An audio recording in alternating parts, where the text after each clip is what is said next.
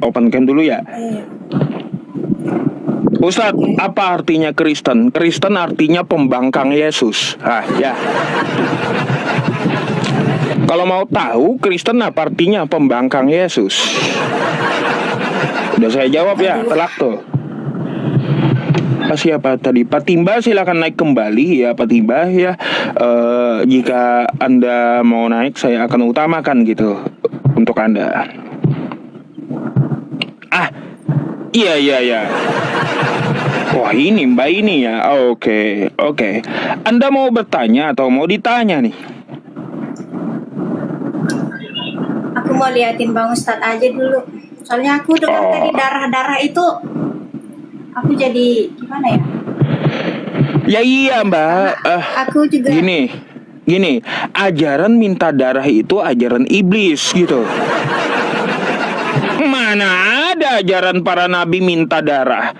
Kalau nggak iblis, Dracula atau zombie itu yang minta darah itu. Kan gitu, pikir dah ya. Makanya dari tadi aku mikir juga sih. Yang makan darah itu serigala, terus zombie. Enggak, kalau serigala makan daging dia, enggak makan darah. Kalau zombie, Dracula, iblis suka makan darah itu. Satu lagi vampir. Tuh ya. Itu tuh makan darah semua. Jadi kalau ajaran Anda makan darah, minta darah, ya pilih aja di antara 4 itu. Ikut iblis, vampir, Dracula, atau zombie kan gitu. Makanya dari tadi aku nonton kan masalah darah, jadi kepikiran gitu. Ya kenapa emang? Darah haram itu, di imamat haram. Iya, aku nggak ini sih, karena kan aku juga nggak terlalu apa banget sama agama gitu kan, nggak terlalu ini banget. Jadi aku kan juga makan darah, aku makan darah Bang Ustaz. Oh, makan darah. Darah siapa? Darah Edis. Darah Edis sih lupa. Oh ya. Nggak mungkin lah kalau Edis kagak punya darah, pasti punya. Ya terus gimana? Anda makan darah apa? Si Edis. Makan darah apa Mbak? Makan darah yang begini kan, yang kadang dibeli sih, beli daging sapi, beli daging terus darahnya dimasak, di dalam daging dicampur sedikit begitu. Kalaunya itu Mbak ya ada tinjauan fikihnya dalam agama Islam. Itu adalah hal yang di luar jangkauan kita. Ya orang yang dagang daging sapi, kita cuci daging sapinya sampai bersih, lalu kita masak, kandungan darahnya itu sudah hilang. Mungkin ada tersisa sedikit, tapi dalam fikih Islam maka itu hukumnya maafu, dimaafkan gitu. Gimana sih? Berarti kalau misalnya begini ya, misalnya terlanjur makan darah terus bisa dimaafin gitu Bukan terlanjur. Kalau terlanjur ya dengan sengaja Anda menelanjurkan makan darah dengan sengaja. Ya terlanjur makan darah secara banyak dan Anda sadar, Anda tahu itu darah, ada kandungan darah, maka haram gitu. Tapi kalaunya Anda beli sapi, bukan beli darah, lalu Anda cuci daging sapinya sampai bersih, lalu Anda masak sampai kandungan darahnya hilang, bau amisnya hilang, tapi ternyata setelah kita makan dagingnya itu masih mengeluarkan darah sedikit, maka tinjauan fikihnya ya dalam Islam, darah yang tidak kita ketahui kandungannya hukumnya maafu, dimaafkan gitu. Bedakan gitu Mbak. Iya paham. Kalau misalnya aku bisa nggak belajar dikit-dikit tentang Islam? Iya boleh. Saya kan gimana ya bilang? Aku juga sering setiap malam aku ikut-ikut ini kan ke tempat orang-orang Islam, nyimak pembicaraan mereka. Halo? Di sini boleh nggak gitu minta gimana ya? Gimana bilang ya, aku nggak ini. Gimana? Sebenarnya nggak pengen. Kok salah tingkah mbaknya ya? Iya, jangan salah tingkah. Kalau mau login ya silakan aja. Ya kan mau ini dulu kan, nggak mungkin kan kita mau login-kan suatu agama itu atau suatu game lah dulu kalau kita belum tahu itu seperti apa, kan begitu. Lalu apa yang Mbak mau tanyakan? Iya, ya, pengen tahu aja gitu tentang Islam. Soalnya aku dengar yang lain, kalau aku masuk ke apologet Muslim juga ya, aku dengar yang bagus-bagus sih, makanya gimana ya bilang ya. Iya, lalu apa poinnya, apa maksud saya gitu? Ya gimana caranya gitu biar kita bisa lebih tahu tentang Islam. Apa harus masuk Islam dulu? Mbak, pengen tahu tentang Islam itu pertama nggak perlu. Islam itu nggak perlu ya. Anda bisa bertanya kepada ustadz ya, atau kepada orang-orang Islam tentang agama Islam ya. Ketika Anda bertanya lalu Anda mempelajari agama Islam ya, Anda sudah belajar tentang agama Islam, lalu terbuka pikiran Anda terbuka, lalu Anda imani dalam hati Anda, silakan Anda untuk masuk dalam agama Islam.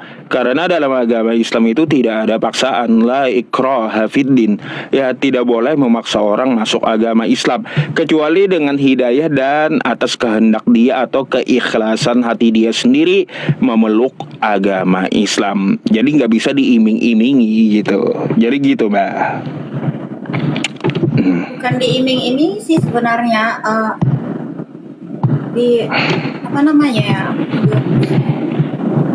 bukan diiming sih. Ya pokoknya diiming-imingi karena ada sebab musabab masuk agama Islam itu nggak bisa. Kalau misalnya mau tanya sama ustadz atau apa, di sini nggak ada ustadz. Ya silakan kepada muslim yang berpengetahuan. Karena apa? Di Al-Quran itu berbunyi kayak gini, fas'alu ahla dzikri in kuntum la ta'lamun.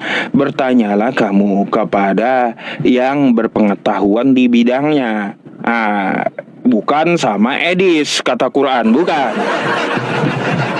Kalaunya sama Edis udah baca kagak bisa, paham juga kagak tentang Islam. Anda nanya ke situ tambah sesat. Bukannya dapat pencerahan tapi tambah nyasar gitu loh. Ya, iya. Juga tanya sama Edis kan nggak mungkin lah. Edis saja agamanya apa, ajaran yang diikuti, nggak mungkin lah tanya ke sana. Iya, nggak mungkin. Berarti waras aja gitu, Mbak. Oke. Makanya aku datang ke sini buat apa gitu kan? Aku mau tanya gimana caranya, terus gimana apa yang harus diperbuat gitu, apa yang harus dilakuin. Ya itu tadi saran saya, sebelum Anda ingin mengenal Islam, sebelum masuk Islam Anda belajar dulu, bisa bertanya kepada ustadz gitu ya. Meskipun kulit-kulitnya dulu ya, bisa Anda tanyakan kepada para ustadz, lalu Anda pikirkan. Nah, untuk hal yang fundamentalnya seperti baca Quran kan ada adab-adabnya, ada juga syaratnya kan kayak gitu. Setidaknya kan ketika membaca Al-Quran biar kita mendapat kebaikan dari per hurufnya, Anda berislam gitu. Jadi kayak gitu, Mbak. Kalau Anda sudah yakin gitu. Tapi kalau Anda belum yakin terhadap Islam, masih pengen belajar, lalu ya sebelum itu Anda bertanya kepada ustadz, kepada muslim yang lainnya, lalu masuk ke hati Anda imani, ya silakan Anda untuk bersyahadat gitu. Gak ada paksaan, Mbak, untuk syahadat itu. Itu tergantung Anda. Kalau Anda mau bertanya tentang Islam, meskipun di luar Islam, boleh. Gini, masalahnya begini, masalah ustadznya ini, saya nggak tahu di sini kan ustadz juga nggak ada. Terus makanya saya datang ke sini karena kan saya juga sering nonton di sini. Terus? Makanya saya bikin undangan ini. Gitu. Ya silakan bertanya gitu. Apa yang Anda mau tanyakan? Nah, to the point silakan. Saya akan jawab sesuai dalil. Kalau saya nggak tahu, maka saya akan ngomong nggak tahu. La adri gitu. Kayak apa ya mau kutanyakan ya? Ya pengen cari ini aja sih, pengen cari yang bisa bimbing aja gitu. Ya teman-teman semuanya tuh banyak tuh di Muslim, banyak di bawah tuh Mbak ya 13.100 orang ya. Banyak, mungkin aja Muslimnya 50% lah, anggap gitu tuh banyak yang mau bimbing Mbak tuh. Tapi kan bukan semua. Ibaratnya kan kalau misalnya seperti Islam yang lain ini bukannya merendahin ya, bukan. Ini kan belum.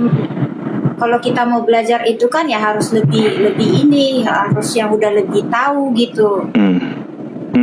Iya memang fas'alu ahla dzikri in kuntum la ta'lamun. Rata-rata umat Islam itu berpengetahuan Mbak. Meskipun dia seminim-minimnya iman, dia ada aja tahu dalam agama beberapa poinnya gitu. Kalau dia nggak tahu, ya saya sering juga ucapkan sama umat Islam, kalau Anda nggak tahu maka ngomonglah nggak tahu gitulah adri. Karena orang yang ngomong tidak tahu ya teman-teman saudara-saudariku Muslim, artinya dia sudah menguasai setengah dari ilmu gitu. Gitu.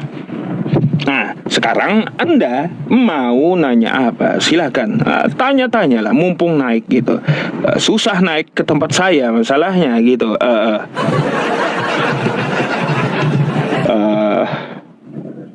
Tanya apa? Aku cuman mau cari seseorang buat bisa ngebimbing aku, terus pokoknya yang lebih gimana ya, yang buat bisa bawa ini gitu, bawa ke jalan benar gitu lah. Nah, teman-teman, ada kode lampu hijau nih teman-teman. Teman-teman ini kalau saya diancam teman-teman, coba lihat Mbak ya, komentarnya di YouTube atau di TokTok saya ini ya, lihat komentarnya, piring terbang, tidur di luar, piring pecah, bantal terbang, diancam saya. Nggak berani saya tanya tuh ya sama di bawah tuh banyak yang mau bimbing gitu. Kode keras tuh teman-teman, ayolah bungkuslah. Nah apa?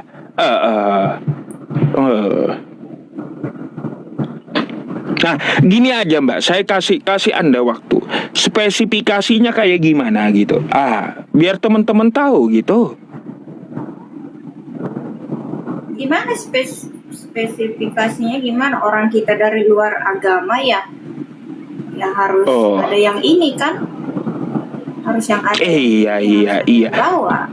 Minta dinikahi itu Ustadz, kacau kali kalian. Dasar. Ini kan masih permulaan. Iya. Ngeri kali belak-belakan komennya.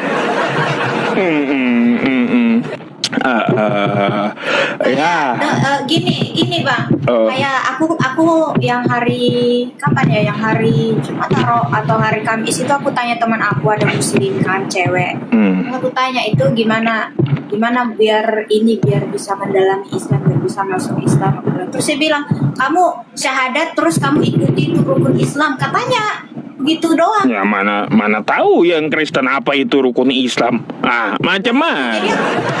Terus aku bilang begini kan, Islam itu apa? Aku bilang ya sholat katanya, terus syahadat, sholat, terus apalagi ya dibilang ya.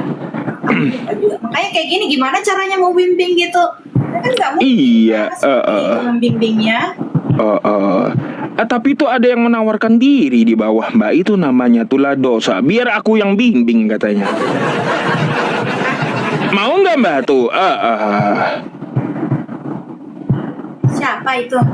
Nggak tahu juga tuh, coba tuh virus 47871 siap jadi imam aku katanya tuh ya. Bahaya Mbak. Ini ceritanya ini bukan main-main, ini kan serius. Jadi juga harus serius. Nah makanya serius lah teman-teman gitu ya. Eh, Hanya untuk jadi imam, ya nggak boleh begitu. Ini kan bicara tentang agama, bukan tentang iya iya iya. perkawinan. Iya iya betul juga. Gini Mbak, kalau saya sarankan, boleh nggak Mbak? Saya sarankan nanti Mbak masuk ke apologet Islam namanya Uniripa. Boleh? Siapa Uniripa? Uniripa. Masuk aja, tanya-tanya dengan Islam, mau tanyakan apapun, dia nggak akan neko-neko gitu untuk membimbing Anda ke dalam agama Islam gitu. Nah, boleh. Kalau saya, Mbak ya, nggak bisa terlalu intim gitu, bahaya. Macam-macam. Nggak bisa terlalu. Pertama kalaunya saya terlalu dekat sama contoh nih ya, sama wanita, banyak udah isunya. Banyak udah mulut-mulutnya yang nggak benar beritanya, itu satu. Yang kedua gitu ya, banyak yang kecewa dan sakit hati pula nanti. Yang Itu. kecewa dan sakit hati. Kan Iya. saya itu gini, masa begini sih Pak Ebang, ada seseorang yang ingin menjadi pengikut, menjadi apa namanya ya, mau jadi Islam tapi kalian menolak. Itu artinya menolak. Kayak Bang Yusuf kan, kayak Bang Yusuf itu katanya ada isu, berarti abang itu tidak mementingkan apa gitu, lebih mementingkan Bukan, isu jadi itu. gini, saya bukan menolak orang mau belajar, tetapi ya kita tahu bersama, saya ini milik umat Islam, tidak bisa dimiliki oleh satu orang gitu. Jadi saya nggak bisa terlalu intensif dengan orang tersebut, kecuali saya buka kajian atau buka seperti ini lab lintas agama, Anda mau bertanya silakan gitu. Kalau terima telepon biasanya seorang wanita tuh ya, apalagi mau PS saya akan tanya dulu, Anda sudah punya pasangan atau belum? Kalau dia bilang ya izin dulu, saya udah punya pasangan, Ustadz punya suami, maka izin dulu sama suami Anda. Kalau Anda mau video call silaturahmi, maka silakan suami Anda yang ngomong, video call bersama saya gitu. Nah gitu. Kalau masalah pasangan, saya juga udah pasangan. Maksudnya pasangan saya juga punya pacar Muslim. Oh, kalaunya pacar itu haram hukumnya di Islam, Mbak. Kalau dia Muslim, dia tahu aturan, Mbak ya, maka nggak perlu neko-neko, nggak perlu apa ya. Anak orang itu nggak perlu dipertahankan lama gitu. Maksudnya daripada kamu tercebur dalam dosa, kalau kamu pengen juga, udah datangin orang tuanya, lamar, beres gitu. Kan gitu. Kok jadi cewek yang mau lamar, kan cowok yang Enggak, gini. Kalau Anda, maksud saya pacaran, seorang Muslim berpacaran, kan kayak gitu. Itu haram dalam hukum Islamnya. Tapi, nih, bagi laki-laki yang memang mau dengan wanita tersebut, kagak usah banyak basa-basi, kagak usah pacaran lama jadi dosa. Lebih baik langsung itu orang tua perempuan Anda datangi, Anda pinang gitu ya, daripada Anda terkena dalil, nanti dalilnya apa pacaran Ustadz, wala taqrabuz zina innahu kana fahisyah wa sa'a sabila. Janganlah kamu mendekati zina, dekat aja kagak boleh, apalagi melakukan. Salah satu ya yang menyebabkan zina itu pacaran. Pacaran haram hukumnya berarti. Ya, innahu kana fahisyah, sesungguhnya itu adalah suatu jalan yang buruk, wasa asabila gitu. Gitu. Kalau di dalam Islam itu nggak bisa pacaran, maksudnya begitu ya? Kalaunya pacaran nggak boleh gitu, nggak boleh. Nih. Sabar. Bukan Bang Ikhwan, lupa. Ini juga moderator ya, kagak beres ini moderator ya. Mau naikin Uniripa ya, silakan dulu Mbak ya. Ngomong sama Uniripa dulu untuk Patimba. Habis ini ya Patimba ya. Silakan ya. Ini. Halo Mbak Unirifa. Ini cewek kan? Assalamualaikum Uni. Aku nggak Assalamualaikum. Nah, ini Uni Riba namanya, gitu. Nah, kalau Mbak mau tanya-tanya Islam, mau tentang masalah bagaimana dalam Islam itu menjaga, memelihara suami atau dalam rumah tangga gimana, toharoh gimana Islam, apa itu rukun Islam, rukun iman, tanya beliau tuh, silakan gitu. Wanita belajar dengan wanita, ya kayak gitu. Kalau saya mengajari memang publik Mbak, ada wanita, ada laki-laki, tetapi tidak di room seperti ini. Nah, kalau saya mungkin bisa diundang ke suatu acara lalu berceramah sedikit, mengisi tausiah atau kajian, baik wanita atau laki-laki, jemaahnya boleh gitu. Tapi kalau berdua, itu takutnya terjadi fitnah gitu Mbak ya. Assalamualaikum warahmatullahi wabarakatuh, Ustadz. Bismillahirrahmanirrahim. Waalaikumsalam warahmatullahi wabarakatuh. Assalamualaikum warahmatullahi wabarakatuh. Buat teman-teman semua yang menonton Ustadz Yusuf, Masya Allah, suatu kehormatan saya yang kedua kalinya hadir di room terhormat ini ya, karena penontonnya banyak nih Ustadz kita ya. Oke. Iya. Iya Uni, Masya dari Allah. tadi saya macam-macam itu tulisannya. Piring terbang, tidur di luar, gelas pecah. Waduh, kata saya. Masya Allah, Masya Allah. Teman-teman ya, perkenalkan nama saya Uni Rifa, panggilannya biasanya Rifayadi Putri. Saya mahasiswi semester akhir Prodi Komunikasi Penyiaran Islam. Dan saya juga secara experience telah berdiskusi selama 6 tahun. Jadi kalaupun yang saya jawab ini bukan berarti saya benar, tetapi dari hasil pengetahuan saya, hasil pembelajaran. Silakan teman-teman Kristen yang ingin bertanya kepada saya, misalkannya yang perempuan, ada yang mau ditanyakan, insya Allah saya coba untuk menjawab semampu saya. Ya, saya tidak akan melampaui pengetahuan saya karena itu tidak boleh di Islam. Kakak Santirian, salam kenal, salam damai, salam toleransi. Kalaupun kakak ada pertanyaan, mungkin silahkan bertanya. Insya Allah kalau saya mampu menjawab, saya akan jawab. Silakan kakak. Sebenarnya gini, aku sih belum bisa terlalu banyak bertanya ya kan. Cuman aku pengen aja gitu, pengen banget gitu mempelajari atau mengikuti agama Islam ini. Jadi ya kayaknya nyari yang bisa lah membimbing atau membawa gitu, gitu aja. Oke, Bismillahirrahmanirrahim. Rabbi shrah li sadri wa yassir li amri wahlul 'uqdatam min lisani yafqahu qawli. Rabbana la tuzigh qulubana ba'da idh hadaytana wa hab lana min ladunka rahmah innaka antal wahhab. Baik kakak, mungkin saya awali dengan begini ya. Perkara hal yang universal dalam agama Islam, kakak bisa bertanya kepada Ustadz Yusuf, Ustadz saya juga ya. Kami sama-sama sudah lama tahu, saling berkenalan. Jawaban Ustadz Yusuf begitu juga jawaban saya. Terkait tentang materi spesifik mungkin kita bahas. Kita membahas tentang perempuan ya. Nah, kakak harus bisa membedakan bagaimana kedudukan perempuan dalam agama-agama. Dalam agama Islam, perempuan itu dimuliakan.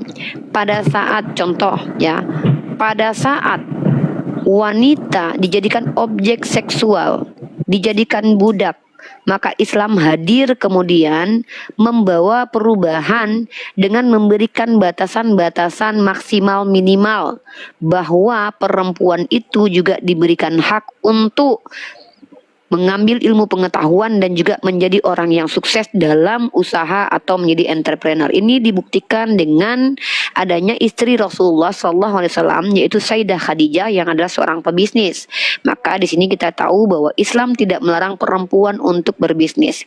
Yang kedua, kemudian umat Islam tidak dilarang untuk berilmu yang perempuannya. Hanya saja memang perempuan ini bisa menjadi fitnah besar karena keindahan kita, Kak. Ya, keindahan kita ini membuat terkadang laki-laki jatuh tergelincir. Maka perempuan ini sangat perlu berhati-hati dalam menyampaikan apapun. Ulama terhebat di zaman Rasulullah itu salah satu wanita adalah istri Rasulullah SAW. Beliau menghafalkan hampir 2000-an hadis, menjadi patokan para ulama. Nah, namun kakak juga harus tahu bahwa perempuan ini dalam Islam diyakini tercipta dari yang bengkok. perempuan ini harus tetap diluruskan. Perempuan ini secara hierarki memang di bawah laki-laki, bukan dalam haknya, tapi dalam naturnya. Karena arijalu qawwamuna 'alan nisa. Kita, sepintar-pintarnya kita, sehebat-hebatnya kita, perlu kita didampingi oleh laki-laki, baik adalah seorang ayah, suami, ataupun kakak laki-laki, ataupun adik laki-laki.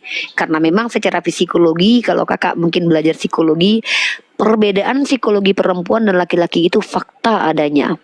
Laki-laki lebih cenderung mendahulukan logikanya, sementara perempuan itu lebih cenderung mendahulukan perasaannya. Maka kalau dalam rumah tangga yang paling banyak merajuk itu perempuan. Ya, karena perempuan ini kata orang baper. Itu fakta, itu secara psikologi dan itu juga sudah diteliti. Jadi artinya dalam Islam itu dalam haknya baik laki-laki dan perempuan sama, tapi dalam naturnya kita beda. Arijalu qawwamuna 'alan nisa, tetap perempuan harus ada pemimpin. Begitu. Nah, kalau kakak mau bertanya tentang kedudukan perempuan, perempuan itu kenapa diperintahkan berhijab? Sebenarnya itu bentuk rasa kasih bentuk kasih sayang dari Allah. Karena kita itu indah, Kak. Setiap ada yang di tubuh kita ini bisa memancing orang-orang untuk menginginkan kita. Kakak rambutnya digeraikan, terlihat oleh laki-laki yang di dalam hatinya punya penyakit syahwat kepada kakak, maka dianjurkan untuk ditutupi, hanya diperlihatkan kepada suami tercinta. Bahkan jangankan Kak, kita berbicara saja Kak, ada laki-laki yang birahi mendengarkan suara kita. Maka perempuan di Islam itu betul-betul dijaga.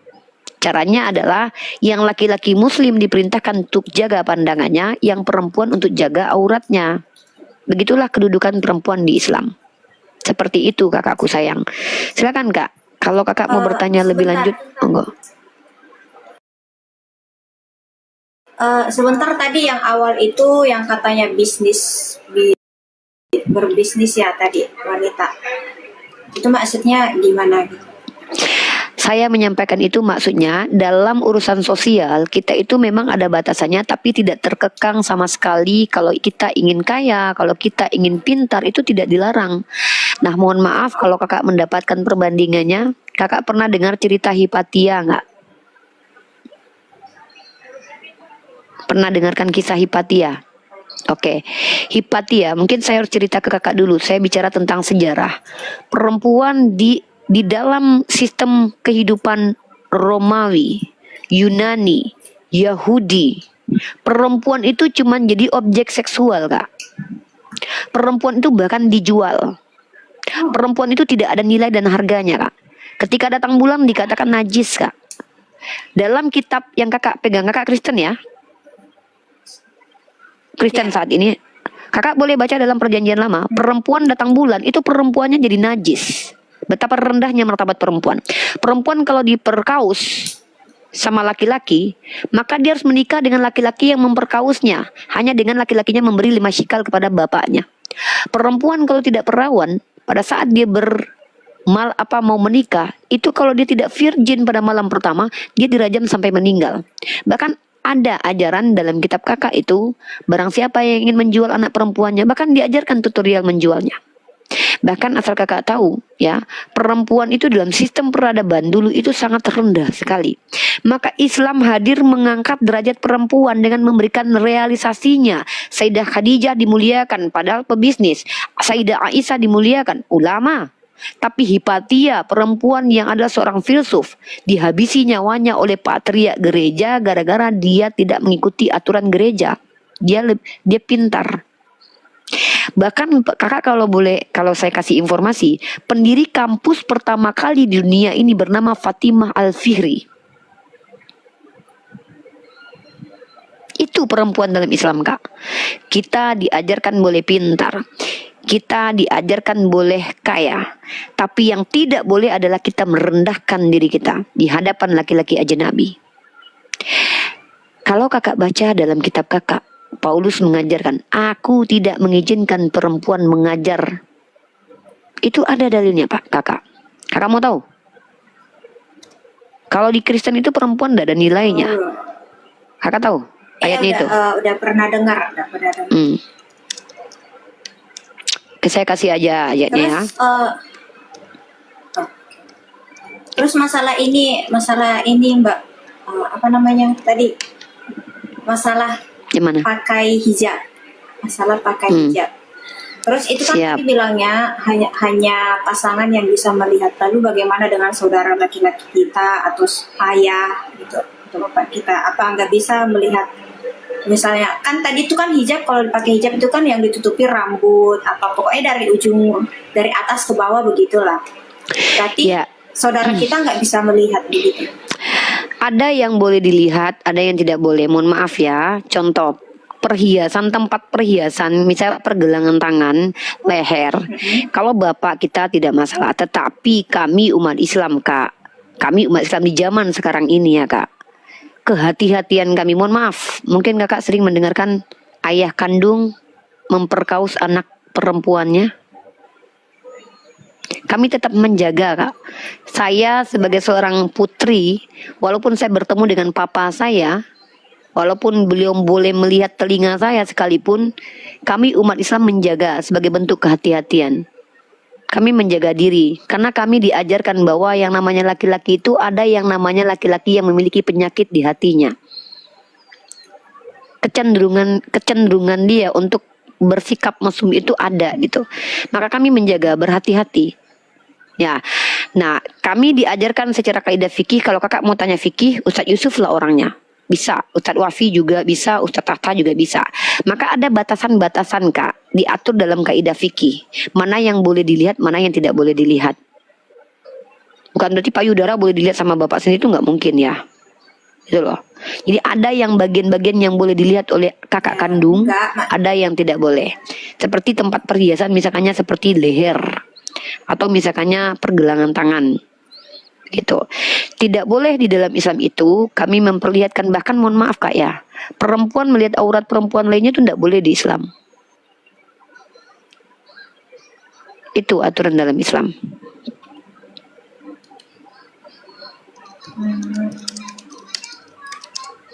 Tapi memang Gitu. itu emang ada tertulis kan gitu, ada datanya. Kaidah hukum-hukum syariat kami dapatkan menurut pengajaran Nabi Muhammad SAW. Kemudian kalau seandainya dia adalah kias, maka itu dari para ulama, ijma para ulama. Kami berfikih atau bersyariat itu yang fundamentalnya di Al-Quran. Fundamental keduanya adalah sunnah atau hadis. Selanjutnya adalah kias. Ya, kias para ulama atau ilmu para ulama. Karena misalkan gini nih, zaman Rasulullah nggak ada HP. Sekarang kita ada HP. Bagaimana hukum menggunakan handphone? Maka tentu tidak ada dalilnya karena handphone tidak ada. Maka dikiaskan kemudian, dikasih perumpamaannya. Nah, atau ijma para ulama. Seperti kami punya MUI, kami mengikuti ulama. Dan itu dalilnya juga ada, perintah untuk mengikuti para ulama. Seperti itu kami umat Islam kuatnya dalam syariat, Kak.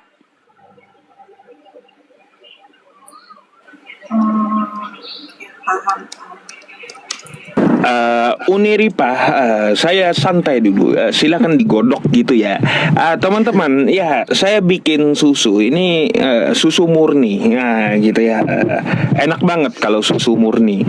Maksudnya yang diperas langsung gitu. Maksudnya bukan apa-apa gitu ya.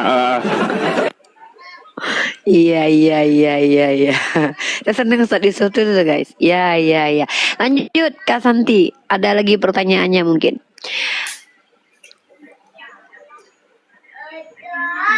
Silakan Kakak. Kalau masalah pertanyaan sih masih belum banyak sih Mbak. Yang Atau sekarang mungkin yang saya kasih kajian aja. kan cuma Saya kasih beberapa kajian aja, perbandingan aja gimana? Seperti apa itu? Ya, jadi kalau seandainya kakak menjadi seorang muslimah, yang pertama, kakak itu diberikan aturan-aturan yang menguntungkan diri kakak dan menguntungkan orang lain. Mohon maaf, saya harus membandingkan. Saya suka membandingkan antara Islam dan Kristen. Ya, contoh, saya sudah tunjukkan tadi ayatnya dalam 1 Timotius pasal 2 nomor 12. Ya, Paulus mengatakan bahwa aku tidak mengizinkan perempuan untuk mengajar. Tapi di Islam kami boleh mengajar. Ya, aku tidak mengizinkan perempuan mengajar dan juga tidak mengizinkannya memerintah laki-laki. Di Kristen kakak tidak boleh bercerai walaupun kakak udah ditabuk bonyok sama sekali. Tanya aja sama pendeta. Pendeta, saya ditabuk lagi saya nih. Nggak dinafkahi udah setahun. Ditusbol depan belakang. Boleh nggak minta cerai? Nggak bakalan diizinin karena nggak boleh. Nggak ada solusinya. Tapi di Islam seperti apa? Di Islam kami itu boleh minta cerai kalau suaminya zolim. Karena kami tidak diizinkan untuk zolim terhadap diri sendiri. Membiarkan kezoliman terhadap diri sendiri itu juga nggak boleh. Itu. Kakak kalau jadi orang Kristen, nikah, coba aja. Bahkan gara-gara tidak diizinkan bercerai di Manado, itu terjadi banyak kumpul kebo, Kak. Saya punya datanya itu, Kak. Itu menurut penelitian loh. Makanya nggak mungkin ajaran yang benar itu merugikan orang lain gitu loh. Ya, tidak mungkin, Kak. Nih saya kasih data. Kalau saya bicara tuh pakai data ya, Kak. Saking agama Islam ini memuliakan perempuan, maka diberikan aturan-aturan yang masuk akal, aturan-aturan yang manusiawi kepada perempuan. Nah, mungkin kalau kakak lihat ini, saya ulangi lagi, lihatkan literasi ini, ya. Sorry ya, ini ada gambar patung, bukan gambar perempuan ini ya, ini patung ini ya, iklan patung. Nah, ini lihat teman-teman ya, dari CNBC ya. Bukan gambar orang ya Ustaz. Tunggu Ustaz. CNBC ini. Kumpul kebo makin marak di RI. Ini wilayah paling banyak. Mari kita lihat teman-teman ya. Ini penelitiannya Kak. Mohon maaf Kak. Ini gara-gara ajaran tidak boleh bercerai nih Kak. Mengutip laporan The Conversation, salah satu penyebab utama para anak muda memutuskan untuk melakukan kohabitasi atau tinggal bersama pasangan tanpa ikatan pernikahan adalah adanya pergeseran pandangan terkait relasi dan pernikahan. Nah, kemudian kalau kita lihat alasan mereka lagi kumpul kebo apa? Nih, ya. Nih Kak. Menurut peneliti ahli muda dari Badan Riset dan Inovasi Nasional BRIN, Yulinda Nurul Aini, setidaknya ada 3 alasan mengapa pasangan di Manado yang merupakan lokasi penelitiannya memilih untuk kumpul kebo bersama pasangannya, yakni beban finansial. Yang kedua ini Kak, yang tidak dibolehkan di Kristen nih, karena prosedur perceraian yang terlalu rumit. Nah, di Islam kakak dijaga haknya. Tidak ada ketaatan kepada maksiat, Kak. Kalau kakak punya suami psikopat, kakak tidak diizinkan berlama-lama dengan beliau. Kakak boleh minta khulu, kakak boleh minta berpisah. Diizinkan oleh Allah Azza wa Jal. Tapi di Kristen, kakak ditabuk bolak-balik. Tidak dinafkahi setahun. Kakak tidak boleh cerai. Tugas kakak harus apa? Pikul salib. Patuhlah kepada suamimu akan segala sesuatu. Tanya deh, saya ini tidak ngada-ngada. Temui pendeta sekarang juga. Tanya, Pak Pendeta, saya nggak dikasih makan selama setahun sama suami. Saya ditabuk bolak-balik. Saya mau tanya Pak Pendeta, boleh nggak minta cerai? Tidak diizinkan. Yang pertama. Yang kedua, ya, di dalam iman Kristiani Kak, perempuan tidak boleh ngajar. Jadi kalau ada pendeta perempuan itu harus dipertanyakan 1 Timotius pasal 2 nomor 12. Yang bilang saya ngarang bantah saja ya. Jadi kalau kakak, agama Islam ini agama yang sangat memuliakan perempuan. Sahabat Rasulullah berkata, siapa yang harus saya muliakan? Ibumu, ibumu, ibumu. Sebagai seorang anak, kakak punya kemuliaan. Barang siapa yang menjaga 2 orang anak, maka orang tuanya itu dapat kemuliaan dari Allah. Dimuliakan loh perempuan ini. Menjadi seorang istri, apa kata Rasulullah? Sebaik-baiknya kaum mukmin yang paling baik kepada istrinya. Bahkan perempuan kakak ini, kalau kakak salah, maka nanti yang bertanggung jawab kalau kakak salah ya, salah karena kakak tidak dinasehati, yang ditanya siapa ya? Bapaknya, suaminya, anaknya laki-laki, kakaknya laki-laki. Jadi kalau kita ini salah Kak, kita itu ada yang bertanggung jawab atas kita. Wahai fulan, kenapa anakmu perempuan tidak berjilbab? Apa kau sudah pernah menasihatinya? Tidak pernah. Kakak, yang disalahkan adalah ayahnya. Ini kedudukan perempuan itu sangat mulia, Kak, dalam Islam. Betapa Allah sangat memuliakan kaum Hawa. Bahkan nama bundanya Yesus, Isau Masaha itu menjadi nama surah dalam Al-Quran, namanya surah Maryam. Perempuan yang dijaga oleh Allah, tidak pernah disentuh laki-laki, makanannya pun Allah yang berikan, menjadi ibu dari seorang nabi yang mulia bernama Nabi Isa Al-Masih putra Maryam. Istri Fir'aun, Asiyah, ahli surga. Banyak perempuan-perempuan ini yang soleh dan yang solehah, yang dimuliakan oleh Allah. Kalau kita bicara perempuan, tapi bagaimana keadaan perempuan di agama Kristen? Ada ketentuan-ketentuan hukum tentang perempuan di Kristen. Paham sih. Nah, silakan kakak belajar. Fokus, apa yang ingin kakak tanyakan tentang agama Islam? Gak apa-apa, kakak bertanya saja. Mungkin saya tahu sepertinya ada satu bab yang membuat orang-orang perempuan-perempuan baik Muslim dan Kristen ini agak sedikit tendensius kepada Islam. Pasti bab poligami, benar gak? Yaitu pertanyaan Uniripa sama saya tahun 2023 yang lalu, waktu di Bekasi. Kakak mau kita bahas ke poligami? Mau dibahas atau gimana? Udah gimana ya? Udah Aku paham. juga udah pernah itu kan udah pernah Udah dengar, paham, udah oke. pernah dengar yang itu bahas Udah, alhamdulillah. seperti itu. Udah, Ya sudah, kalau sudah membahas itu ya sudah. Oke, mungkin kakak bertanya aja. Silakan, kakak bertanya saja. Saya lebih senang kakak mempertanyakan tentang agama Islam. Begini Mbak, aku mau bertanya apa sementara gimana ya? Aku tuh hanya butuh siapa yang bisa bawa aku gitu ya. Karena kan mau bertanya Yaudah banyak deh. juga aku belum mengerti begitu. Ya kalau gitu Aku belum kita memasuki, kajian aja. Gitu. Oke, kita gini Kak. Coba kita posisikan diri kita ini sama-sama mencari kebenaran ya. Coba saya temenin kakak berjalan nih, boleh? Jangan anggap saya seorang muslimah, anggaplah kita sama-sama ateis deh berdua. Siap? Siap. Anggap kita sama-sama berdua lagi cari Tuhan nih. Saya mau tanya sama kakak. Menurut kakak bagaimana cara kita menemukan Tuhan? Kita dari ini aja ya Ustadz Yusuf ya. Kita bawa parameter kosong, kita kosongkan gelas deh. Ya, untuk membuktikan kebenaran Islam dan Al-Quran kepada kakak, saya ajak kakak mengosongkan gelas sama saya. Sama-sama kosong kita.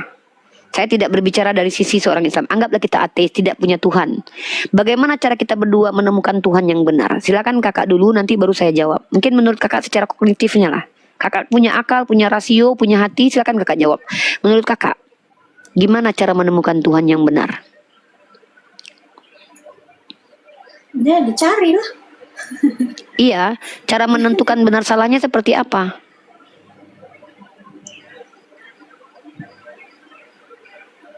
Ya harus ada ininya yang benar-benar tahu terus ya. Oke, mungkin boleh saya kasih masukan ke kakak nggak? Tapi kakak boleh sepakat, boleh nggak sepakat nih? Kak, yang membedakan kita dengan hewan itu adalah akal dan hati nurani. Sepakat nggak? Maka gunakan akal dan hati nurani ketika menemukan Tuhan yang benar, Kak. Menurut kakak, kalau kakak ingin tahu mana Tuhan yang benar atau tidak benar, kakak ketemu di mana? Siapa yang memberitahukan menurut kakak? Orang yang berilmu bukan? Betul nggak? Ya. Orang yang berilmu. Nah, orang-orang yang berilmu ini, mereka itu berbicara dasarnya apa? Kitab suci kan? Bener nggak? Kitab suci. Nah, cara menentukan mana Tuhan yang benar, Kak, dan Tuhan yang tidak benar, uji kitab sucinya, Kak. Kitabnya itu diuji. Kalau kitabnya sendiri tidak jelas, sudah pasti Tuhan yang dijelaskan dalam kitab itu tidak jelas.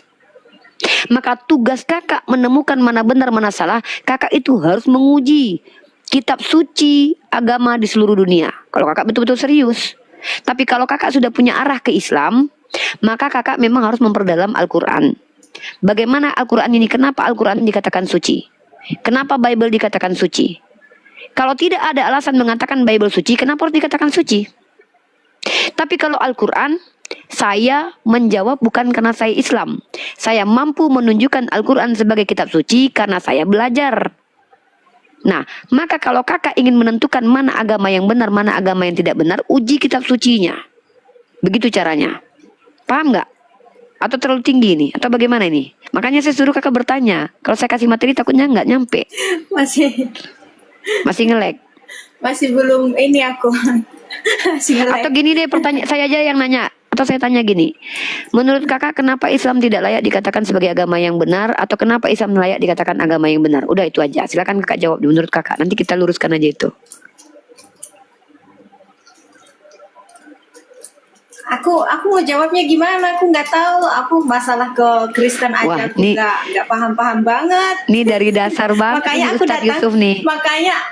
Makanya aku datang ke sini kan untuk mencari begitu loh. Aku ditanya seperti itu ya mau bagaimana? Ya udah, kalau gitu gini deh. Saya sudah ajak kakak untuk membuktikan mana Tuhan yang benar, mana yang tidak benar. Caranya kita uji kitab suci. Sekarang saya membuktikan kepada kakak kalau Islam adalah agama yang benar dari hasil penelitian saya. Gimana? Tapi saya coba pelan-pelan ngomong nih. Nanti terserah kakak. Itu Kakak boleh terima nih. syukur, enggak juga nggak apa-apa. Siap. Boleh. Oke. Kenapa Al-Quran bisa dikatakan suci? Kenapa Bible dikatakan tidak pantas dikatakan kitab suci? Saya bisa menyimpulkannya menggunakan data-data dan fakta. Pertama kita gugurkan dulu kesucian kitab selain Al-Quran ya. Kitab selain Al-Quran itu bukanlah kitab yang bisa dikatakan suci karena tidak ilmiah, tidak terjaga dan terdistorsi.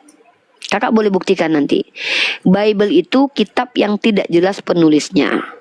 Tidak bisa dikaji secara ilmiah. Kita tidak tahu sumbernya dari mana. Maka bagaimana bisa mengatakan kitab itu benar? Nah, kita gugurkan dulu kesucian kitab yang lain. Bible itu penuh dengan kontradiksi dan distorsi. Maksudnya rusak. Ada ayat tambahan, ada kitab yang hilang. Contoh, di dalam kitab Perjanjian Lama dituliskan ada kitab Nabi Edo, tapi tidak ada sampai sekarang kita bisa temukan kitab Nabi Edo. Di dalam teks Sinaiticus contohnya, kumpulan kitab suci orang Kristen, katanya ada dulu kitab Barnabas, tiba-tiba sekarang udah hilang. Maka bagaimana mungkin kitab ini dikatakan suci? Penulisnya tidak jelas, pengkanonnya tidak jelas, penterjemahnya juga nggak jelas. Bahkan menurut Jonathan Purnomo ada 6.000 kesalahan terjemahan. Tidak mungkin ini suci. Tidak terjaga. Kontradiksi. Banyak ayat-ayat yang bertentangan. Ada ayat-ayat yang tidak sesuai dengan ilmiah. Yang tidak masuk akal. Ada dongengnya di dalam. Kakak tahu dalam Bible ada dongeng? Kakak tahu itu? Tahu. Nah, saya kasih data deh. Satu ini saja saya tunjukkan bahwa Bible nggak bisa dikatakan suci karena sudah ada dongeng di dalamnya ya. Ini data dari Kristen sendiri. Ya, saya tunjukkan ini. Nanti baru saya masuk ke Al-Quran. Dongeng sebelum tidur. Nah, iya, ini saya tunjukkan. Enggak, Paulus mengajarkan dongeng kepada kalian umat Kristen. Ini datanya ya. Saya kasih kakak data bahwa Paulus mengajarkan dongeng dan di kitab kakak yang kakak anggap suci itu ada dongengnya. Ini berdasarkan data dan fakta. Mohon maaf kalau kalian umat Kristen agak panas di bawah ya. Ini fakta. Ini saya tunjukkan teman-teman untuk kakak. Ini untuk membuktikan Bible nggak pantas kita jadikan parameter kebenaran dulu ya kak. Saya gugurkan dulu. Kakak baca dalam Alkitab Sabda. Ini miliknya orang Kristen ya. Nih, dongeng atau mitos adalah peristiwa yang tidak benar. Maka kalau kakak lihat, jadi cerita Yotam tentang pohon raja dalam kitab Hakim pasal 9 nomor 7 dan 15 dan cerita Yoas tentang rumput duri dan pohon aras dalam kitab 2 Raja pasal 14 nomor 9 dapat disebut dongeng. Sudah ada 2 ayat dongeng ya dalam kitab Perjanjian Lama. Apa itu tadi kitab apa? Maaf Mbak, kitab apa Mbak tadi? Hakim pasal 9 nomor 7. Oh ya, Hakim. Nah, sekarang 2 Raja pasal 14 nomor 9. Nah, dalam Perjanjian Baru. Ya, sekarang dalam Perjanjian Baru nih. Kita gugurkan keduanya dulu ya. Dalam 1 Korintus pasal ke-10 nomor 4. Israel sebagai suatu peringatan dan mereka semua minum minuman rohani. Nah, kakak tahu menurut tafsiran scholar kakak dari versi ND Menurut suatu dongeng orang Yahudi, batu pemancar air minum itu mengikuti kaum Israel pada perjalanannya dalam gurun pasir. Paulus menggunakan dongeng. Saya ulangi ya. Paulus menggunakan dongeng. Nah, sekarang kita bahas Al-Quran. Kita sudah gugurkan kitab ini ya. Jadi menurut kakak kalau kitab yang ada dongengnya kira-kira suci nggak? Ya, gimana mau dibilang suci ya? Namanya juga dongeng-dongeng itu khayalan kan? Mantap. Yup, kita masuk ke Al-Quran sekarang, boleh? Boleh. Al-Quran itu kak, yang mengatakan dia kitab suci itu bukan saya, tapi Al-Quran sendiri. Saya kasih kakak 5 alasan kenapa Al-Quran bisa dikatakan suci. Saya sudah gugurkan kesucian kitab orang lain ya. Nah, saya tunjukkan kepada kakak kenapa Al-Quran bisa dikatakan suci. Yang pertama, Al-Quran itu kata Allah dalam surah Al-Hijr ayat ke-9, Inna nahnu nazalna zikra wa inna lahu lahafizun. Kata Allah, kami yang turunkan Al-Quran, maka kami yang menjaganya. Dari 1400 tahun yang lalu kak, sampai detik ini, tidak ada kalau kakak temukan dalam situs manapun jurnal dan karya ilmiah, skolar dari internal dan eksternal yang mampu menunjukkan Al-Quran pernah rusak, ayat tambahan dan ayat dikurangi, bawakan kepada saya. Saya tidak akan pernah jadi apologet seumur hidup lagi. Artinya, tidak pernah ada yang bisa menunjukkan Al-Quran kitab yang rusak seperti Bible. Sebagaimana di Bible ada ayat tambahan, ada ayat yang dikurangkan, ada ayat yang hilang, ya, bahkan dongeng ada di dalamnya. Itu satu, Al-Quran terjaga karena Al-Quran ini by lafasan. Yang kedua, dalam surah An-Nisa ayat 82, afala yatadabbaruna al-Quran walau kana min indi ghairillah walajadu fihi ikhtilafan katsiran. Kata Allah, apakah kakak yang cantik ini tidak memperhatikan Al-Quran? Kalau memang Al-Quran bukan datang dari Allah, tentu banyak kontradiksi di dalamnya. Sebagaimana terjadi kontradiksi dalam Bible. Maka, tolong tunjukkan lagi karya ilmiah dari orang-orang yang faham bahasa Arab.